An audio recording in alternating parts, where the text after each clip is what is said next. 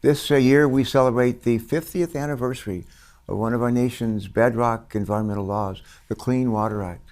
And what a difference 50 years can make.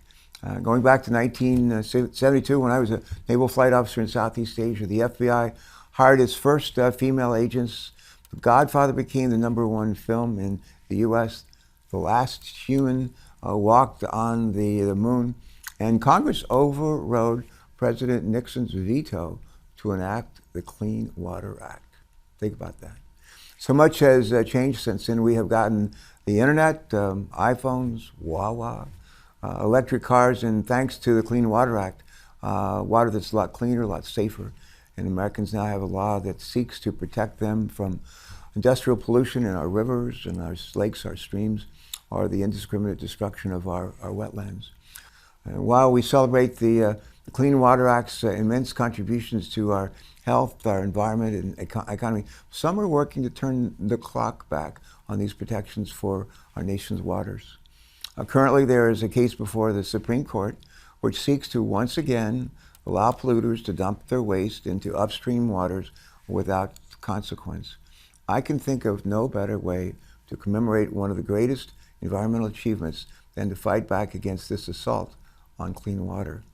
And again, as chairman of the Committee on Environment and Public Works, I helped lead 167 Democrats in Congress in urging the Supreme Court to reject this effort to narrow the protections provided by the Clean Water Act.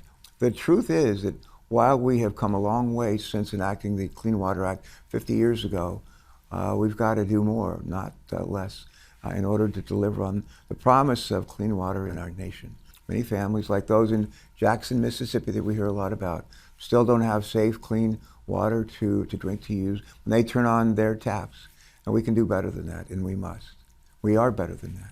Fortunately, we're making progress when it comes to improving clean water access. Last year, for example, we included the largest ever investment in our nation's water infrastructure in the bipartisan infrastructure law. This includes billions of dollars for repairing our aging wastewater and sanitation systems and making our infrastructure more resilient to the impacts of climate change.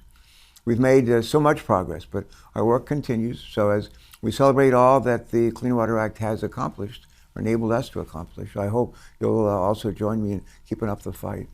We can't stop until every American has clean water that they deserve and they depend upon in order to thrive.